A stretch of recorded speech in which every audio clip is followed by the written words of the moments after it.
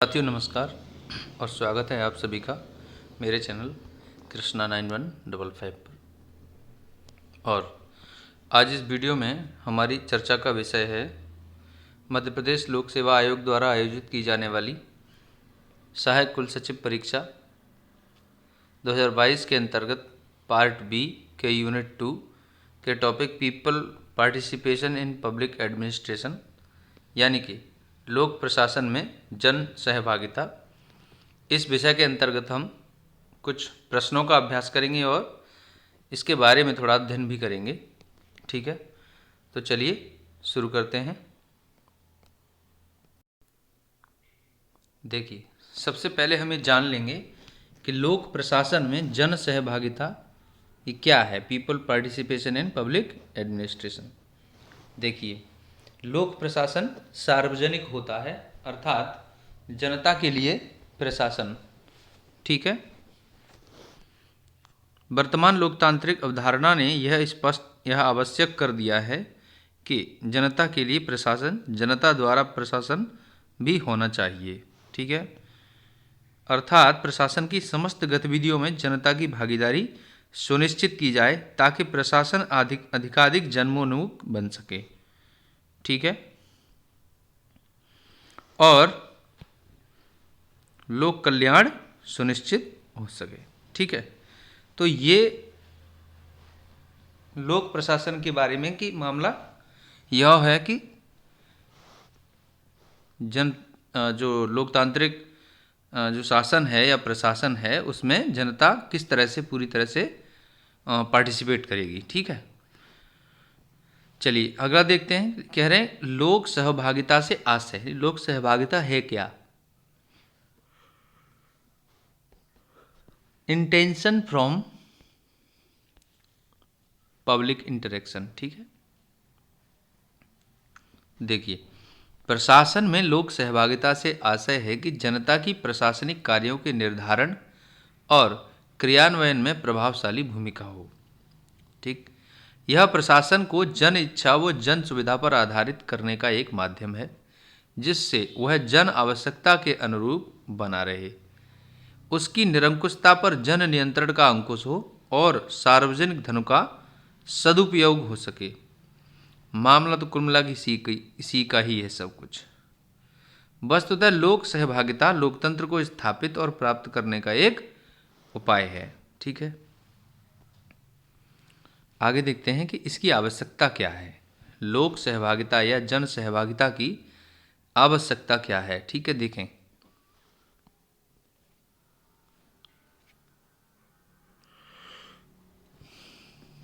तो आवश्यकता की बात करें तो आधुनिक लोक कल्याणकारी राज्य को अनेक लोक हितकारी कार्यों के उत्तरदायित्व सौंपे गए हैं। प्रशासन का परंपरागत स्वरूप राज्य की अवधारणा वो मेल नहीं खाता। अतः प्रशासन में विकास प्रशासन की अवधारणा विकसित हुई। ठीक है, जिसकी मान्यता है कि प्रशासन जनता के निकट जितना और उससे जुड़ा होगा उतना ही सफल होगा। ठीक है, विकास प्रशासन और लोक कल्याणकारी अवधारणा ने प्रशासन और लोक के ठीक है संबंधों को नए रूप में परिभाषित किया है। उसमें जनता की रुचि बढ़ती जा रही है। ठीक है, चलिए आगे देखते हैं कि लोक सहभागिता की ज़रूरत को कैसे कैसे समझेंगे हम। ठीक है, देखिए क्या ज़रूरत है लोक सहभागिता की, तो कह रहे हैं कि लोकतंत्र को वास्तविक और सफल बनाने के लिए ज़रूरत है। ठीक है, कैसे? लोकतंत्र का मूल आधार क्या है? जनता की शासन में सीधी भागीदारी। तो यद्यपि विशाल राष्ट्रों में अब प्रत्यक्ष भागीदारी संभव नहीं है, अतः अप्रत्यक्ष लोकतंत्र के माध्यम से जनता को भागीदार बनाया जाता है। जैसे हमारे देश में, हमारा देश कैसा है? विशाल राष्ट्र है। अब यह अनुभव किया जा रहा है कि जनता की इसी भागीदारी को कितनी अधिक मात्रा में बढ़ाया जा सकता है। राजनीतिक और प्रशासनिक विकेंद्रीकरण के तरीके जन सहभागिता को बढ़ाने के ही उपाय हैं। ठीक है, यह माध्यम है। ठीक, अगला हम देखेंगे उचित और अनुकूल नीतियों के निर्माण हेतु। ठीक है, उचित स्तर पर निर्मित नीतियां जरूरी नहीं कि स्थानीय जरूरतों पर खरी उतरें। मतलब ऊपर बैठे लोग जो नीतियां बनाएंगे वो गांव में रहने वाले व्यक्ति के लिए सही होंगी, ऐसा जरूरी नहीं है। इसका समाधान लोक सहभागी प्रशासन द्वारा किया जा सकता है। ठीक है, लोक सहभागी प्रशासन यानी कि अगर जनता से पूछा जाए कि उन्हें किस प्रकार की सुविधा चाहिए तो ये संभव है। ठीक है, स्थानीय स्तर पर लोक सत्ता का विकास करके अनुकूल और योग्य नीतियों को बनाने का मार्ग प्रशस्त करने की आवश्यकता लोक सहभागिता को आवश्यक बना देती है। ठीक है, आगे है त्वरित निराकरण के लिए। ठीक है, देखिए प्रशासन सामान्यतया नियम प्रक्रियाओं से बना होता है, ये बात तो है ही। वह जनता की समस्याओं के प्रति इतना संवेदनशील भी नहीं होता। नियम कानून से ही चलेगा। अभी अगर किसी व्यक्ति को मान लीजिए क्या है, अगर किसी व्यक्ति को आय प्रमाण पत्र बनवाना है, अब आय प्रमाण पत्र बनवाने का एक फिक्स प्रक्रिया है, नियम है, इतने दिन में बनेगा, इतने दिन में यहाँ से आगे जाएगा, यहाँ से आगे जाएगा और यहाँ से यहाँ साइन होकर के फिर मिल पाएगा। तो अगर वह ये सोचे कि भाई किसी व्यक्ति को बहुत सख्त आवश्यकता है, ये प्रमाण पत्र चाहिए 2 दिन में, तो 2 दिन में कैसे मिलेगा? तो मामला इस संवेदनशीलता का नहीं है। ठीक है, और नियम प्रक्रियाओं से बना हुआ है। परिणाम स्वरूप जनता के कार्यों का समय पर निराकरण भी नहीं हो पाता। इस कमी को दूर करने के लिए प्रशासन में लोक सहभागिता आवश्यक हो जाती है। जन भागीदारी द्वारा जनता से संबंधित कार्यों में तीव्रता और पारदर्शिता सुनिश्चित होती है। ठीक है, अगला देखेंगे हम पारदर्शी प्रशासन के लिए। ठीक है, देखिए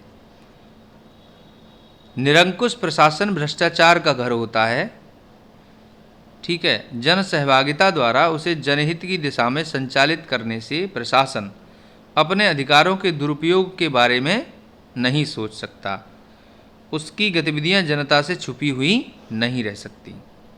ठीक है, तो ये कह रहे हैं कि पारदर्शी प्रशासन रहेगा यहाँ पर। ठीक है, ट्रांसपेरेंट गवर्नेंस या फिर एडमिनिस्ट्रेशन। नेक्स्ट देखेंगे, अगला है नौकरशाही पर प्रभावशाली नियंत्रण हेतु। ठीक है, देखिए प्रशासन की नौकरशाही प्रवृत्ति उसे अकर्मण्य, भ्रष्ट और अहमवादी और लाल फीताशाही से ग्रस्त कर देती है। इसलिए उस पर नियंत्रण की आवश्यकता लोक सहभागिता को अनिवार्य बना देती है। जनता के नियंत्रण में प्रशासन अपने कर्तव्यों दायित्वों से विमुख नहीं हो सकता है। ठीक है, चलिए अगला देखेंगे, छठा प्रशासनिक नेतृत्व की सफलता के लिए। अब यहाँ देखिए प्रशासकीय नेतृत्व तभी सफल हो सकता है जब जनता द्वारा उसमें विश्वास व्यक्त किया जाए। जनता को प्रशासन में सहभागी बनाकर उसके माध्यम से प्रशासनिक नेतृत्व की जन स्वीकृति हासिल की जा सकती है। ठीक है, आगे देखेंगे आम जनता लिखा है, ये बनता हो गया। ठीक है, आम जनता के हितों की सुरक्षार्थ, यानी कि आज के प्रशासन को अनेक स्वविवेकीय शक्तियां प्राप्त हैं। इनके दुरुपयोग से व्यक्तिगत अधिकारों की रक्षार्थ राजनीति में व्यक्तियों की निगरानी और भागीदारी आवश्यक है। ठीक है, अगला हम देखेंगे विकास प्रशासन की सफलता के लिए। ठीक है, तीव्र सामाजिक आर्थिक विकास के लिए विशेषकर विकासशील देशों में विकास प्रशासन की जिस संकल्पना को अपनाया गया है, ठीक है, वह वस्तुतः लोगों द्वारा ही शासन है। जन भागीदारी की इसकी सफलता के लिए अत्यंत आवश्यक है। स्पष्ट है कि लोकतंत्र में प्रत्येक नागरिक को मताधिकार के अतिरिक्त सार्वजनिक कार्यों में भागीदार बनाने की व्यापक आवश्यकता ने ही लोक सहभागिता का विकास किया है। ठीक है। अब हम देखेंगे कि लोक सहभागिता के साधन क्या क्या हो सकते हैं, यानी किस तरह से लोग जो है वो शासन में जुड़ सकते हैं। टूल्स ऑफ पब्लिक इंटरेक्शन की बात कर रहे हैं। लोक सहभागिता की आवश्यकताओं के तारतम्य में यह समस्या उठती है कि इसे प्रशासन में सुनिश्चित कैसे किया जाए। वस्तुतः अप्रत्यक्ष रूप से जनता प्रशासन में भागीदार बनती है। इसे प्राप्त करने के निम्नलिखित साधन हो सकते हैं। ठीक है, चलिए बात करते हैं। पहला है चुनाव। देखिए, लोकतंत्र में जनता द्वारा व्यवस्थापिका और उसके माध्यम से कार्यपालिका का चुनाव किया जाता है। यह कार्यपालिका जनसेवा हेतु प्रशासकों और अन्य कार्मिकों को नियुक्त करती है। ठीक है, और जनता अपने प्रतिनिधियों के माध्यम से ही प्रशासन पर दबाव डालती है कि उनके हितों की पूर्ति की जाए। ठीक है, चलिए नेक्स्ट देखेंगे प्रत्यावर्तन का अधिकार। जनता इस अधिकार द्वारा प्रशासन के प्रतिनिधियों को वापस बुला सकती है। ठीक है, यद्यपि यह फ्रांस जैसे देशों में ही लागू है, तथापि मध्य प्रदेश जैसे कुछ राज्यों ने भी स्थानीय निकायों में इसको लागू किया है। ठीक है, कहने का मतलब ये है, ये राइट टू रिकॉल, ये राइट टू रिकॉल है। ठीक है, राइट टू रिकॉल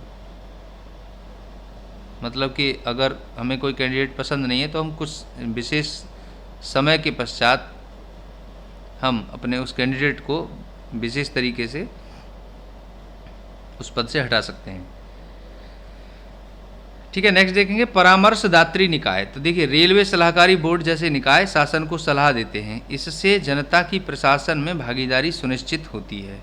ठीक है, अगला है दबाव गुट, दबाव समूह। विभिन्न राजनीतिक, व्यावसायिक, आर्थिक, जातिगत समूह प्रशासन पर दबाव बनाए रखते हैं, जिनकी उपेक्षा कर प्रशासन कोई कार्य नहीं कर सकता।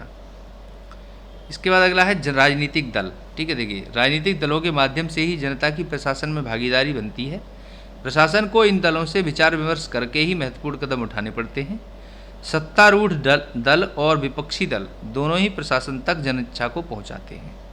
ठीक है, अगला है संचार साधनों के द्वारा। देखिए, समाचार पत्र, रेडियो, दूरदर्शन आदि साधन लोकमत को अभिव्यक्त करते हैं। इनके द्वारा जन आकांक्षाओं को प्रशासन के समक्ष प्रस्तुत किया जाता है। ठीक है, जिसका पालन प्रशासन को करना पड़ता है और अपने कार्यों, नीतियों को तदनुरूप दिशा देनी होती है। अब ये संचारों के मामले में आजकल तो चल रहा है, फेसबुक है, ठीक है, व्हाट्सएप है, और इसके अलावा ट्विटर है। ठीक है, ट्विटर पर मामला चलता रहता है ट्रेंड में, कोई पर्टिकुलर, तो ये चीज़ें हैं। ठीक है, इसके अलावा हम देखेंगे जनता के सहयोग से नीति निर्माण और क्रियान्वयन द्वारा। प्रशासन अपनी नीतियों के निर्माण और क्रियान्वयन के पहले जनता से विचार विमर्श कर सकता है। उदाहरण के लिए नए जिलों के निर्माण के लिए दावे, आपत्तियां आमंत्रित करना। ठीक है, अगला हम देखेंगे लोकतांत्रिक विकेंद्रीकरण। ठीक है, प्रशासन में लोक सहभागिता को व्यापक रूप से सुनिश्चित करने का सर्वाधिक प्रभावशाली माध्यम लोकतांत्रिक विकेंद्रीकरण होता है। इसके तहत जनता को राजनीतिक और प्रशासनिक कर्तव्य और दायित्व सौंप दिए जाते हैं और वह स्वयं अपने क्षेत्र का शासन प्रशासन करती है। इससे प्रत्यक्ष लोक सहभागिता प्राप्त होती है। भारत में पंचायत प्रणाली प्राचीन समय से ही लोक सहभागिता को सुनिश्चित करती आ रही है। ठीक है, देखिए, इसके बाद है सूचना का अधिकार। जनता प्रशासन से संबंधित कार्यों, गतिविधियों की जानकारी प्राप्त करके अपनी सहभागिता सुनिश्चित कर सकती है। ऐसा अधिकार भारत में भी कानून बनाकर प्रदत्त किया गया है, जिसे हम आरटीआई एक्ट कहते हैं। ठीक है, आरटीआई एक्ट 2005। ठीक है, चलिए आगे देखेंगे लोक सहभागिता की बाधाएं। ठीक है, बैरियर्स टू पब्लिक इंटरेक्शन। लोक सहभागिता के मार्ग में जनता की अशिक्षा, अजागरूकता सबसे बड़ी बाधा है। इसके अलावा नौकरशाही की प्रवृत्तियां, राजनीतिक इच्छा शक्ति का अभाव, भारत में दबाव गुटों का कम विकास और महत्व भी अन्य प्रमुख बाधाएं हैं। ठीक है, देखिए, पंचायत राज प्रणाली द्वारा लोक सहभागिता की दिशा में उठाया गया कदम तभी सार्थक और सफल होगा जब जनता का सामाजिक और शैक्षणिक स्तर ऊंचा किया जाए तथा जनता को राजनीतिक अधिकारों से संपन्न किया जाए। ठीक है, चलिए इसके अलावा देखते हैं सामुदायिक सहभागिता के मॉडल, यानी कि मॉडल्स ऑफ कम्युनिटी इंटरेक्शन। देखिए, प्रशासन में जन सहभागिता बढ़ाने के तरीकों या माध्यमों को विभिन्न मॉडलों का नाम दिया गया है। जैसे एक नौकरशाही मॉडल है। ठीक है, तो देखिए नौकरशाही मॉडल का मामला यह है कि यह एक परंपरागत मॉडल है जिसके अंतर्गत विकास में भारत में इस मॉडल को अपनाने के दुष्परिणाम प्राप्त हुए। अतः इस नौकरशाही का उलट विकेंद्रीकरण मॉडल फिर अपनाया गया। ठीक है, चलिए अगला प्रश्न है अगला है मिशनरी मॉडल। यह प्रतिबद्ध कार्यकर्ताओं के संगठित प्रयासों पर आधारित मॉडल है। भारत में अब स्वयंसेवी संगठनों के विकास में अधिकाधिक भागीदार बनाया जा रहा है, जो मिशनरी मॉडल की उपयोगिता रेखांकित करता है। ठीक है, नेक्स्ट है सहभागी मॉडल। इसमें नीति निर्माण, योजना निर्माण और उनके क्रियान्वयन में भागीदारी निभाने हेतु जनता को आमंत्रित और प्रेरित किया जाता है। अगला है श्रृंखला सहभागी मॉडल। देखिए, श्रृंखला सहभागी यानी कि एक योजना की सफलता पर दूसरी योजना का क्रियान्वयन भी उसी समुदाय में करने, अन्य समुदायों को सहभागिता के लिए प्रेरित करना इस मॉडल का उद्देश्य है। ठीक है, लास्ट है प्रोन्नकारी मॉडल। देखिए, इसके अंतर्गत नौकरशाह, राजनीतिज्ञ आदि आम व्यक्तियों को विकास में सहभागिता के लिए प्रशिक्षित करते हैं। ठीक है, ट्रेन बनाते हैं। ठीक, चलिए तो ये हो गया हमारा कुछ जन सहभागिता से संबंधित कुछ छोटा सा एक अध्ययन, और अब हम इसके ऊपर कुछ प्रश्न करेंगे। ठीक है, देखिए पहला प्रश्न है, हमने अभी अभी देखा, पूछ रहे हैं यहाँ पे कि पहला प्रश्न लोक प्रशासन क्या है। ठीक है, जनता के लिए प्रशासन, सरकार के लिए प्रशासन, अधिकारियों के लिए प्रशासन, या इनमें से कोई नहीं। ठीक है, तो लोक प्रशासन क्या था, हमने पढ़ा था जनता के लिए प्रशासन। ठीक है, ये इसका आंसर हो जाएगा। अगला क्वेश्चन देखते हैं। यहाँ क्वेश्चन यह है कि प्रशासन की समस्त गतिविधियों में, ठीक है, की भागीदारी मतलब जनता की भागीदारी है ना, तो आंसर हो जाएगा जनता, सुनिश्चित की जाए ताकि प्रशासन अधिकाधिक ये जन्मोन्मुख नहीं है, ठीक है, लोक कल्याणकारी बन सके और जनता का कल्याण सुनिश्चित हो सके। ठीक है, ये इसके बाद अगला प्रश्न है, प्रश्न नंबर 3। प्रशासन में लोक सहभागिता से आशय है कि, देखिए, जनता की प्रशासनिक कार्यों के निर्धारण में प्रभावशाली भूमिका, न्यायपालिका की प्रशासनिक कार्यों में प्रभावशाली भूमिका, समुदाय विशेष के लोगों, ठीक है, कुल मिलाकर के कह सकते हैं कि जनता की प्रशासनिक कार्यों में और निर्धारण में प्रभावशाली भूमिका होनी चाहिए, बाकी दो ये गलत हैं। अगला प्रश्न देखते हैं, जन सहभागिता की आवश्यकता क्यों है। देखिए, सरकारी धन का उपयोग सही उपयोग करने के लिए, ठीक है, जनता के हितों का ध्यान रखने के लिए सही है, लोकतंत्र को वास्तविक और सफल बनाने के लिए भी सही है। तो उपरोक्त सभी इसका आंसर हो जाएगा। ठीक है, अगला प्रश्न यह है, जन सहभागिता द्वारा प्रशासन बन सकता है, कैसा बनेगा, निरंकुश, पारदर्शी, अकर्मण्य, या उपरोक्त में से कोई नहीं। तो हमने अभी देखा था, जन सहभागिता द्वारा प्रशासन पारदर्शी बनेगा। ठीक है, ना कि निरंकुश बनेगा, अकर्मण्य। ठीक, नेक्स्ट देखते हैं क्वेश्चन नंबर 6। जन सहभागिता की आवश्यकता क्यों है। देखिए, उचित और अनुकूल नीतियों के निर्माण हेतु सही है, त्वरित निराकरण हेतु सही है, नौकरशाही पर प्रभावशाली नियंत्रण हेतु भी सही है, प्रशासनिक नेतृत्व की सफलता के लिए सही है। ये आंसर हो जाएगा। ठीक है, अगला देखेंगे 7। जन सहभागिता के साधन, टूल्स, चुनाव होते हैं, दबाव गुट, ये भी सही है, लोकतांत्रिक विकेंद्रीकरण, ये भी ठीक है, सूचना का अधिकार सही है, उपरोक्त सभी, ये आंसर हो जाएगा। ठीक, क्वेश्चन नंबर 8 देखेंगे। देखिए, लोक सहभागिता की बाधाएं निम्न में से क्या हो सकती हैं। जनता की अशिक्षा, ये बाधा है, अजागरूकता, ठीक है, जानकारी न होना, नौकरशाही की प्रवृत्तियां, ये भी सही। तो इसका मतलब आंसर हो जाएगा उपरोक्त सभी। ठीक है, क्वेश्चन नंबर 9 देखिए, जन सहभागिता के विकास के लिए भारत में इनमें से किस मॉडल को अपनाने से सही नतीजे प्राप्त नहीं हुए, अतः इस मॉडल का उलट विकेंद्रीकरण मॉडल अपनाया गया? यह है, ठीक है। तो यह नौकरशाही मॉडल है, हमने अभी भी पढ़ा, ठीक है, नौकरशाही मॉडल। तो ये इसका आंसर हो जाएगा, ठीक है। चलिए, हाँ तो दोस्तों, आपको यह वीडियो हेल्पफुल लगा हो तो इसे शेयर करें, लाइक करें, कमेंट करें और प्लीज़ चैनल को सब्सक्राइब कर लीजिए। Thanks for watching.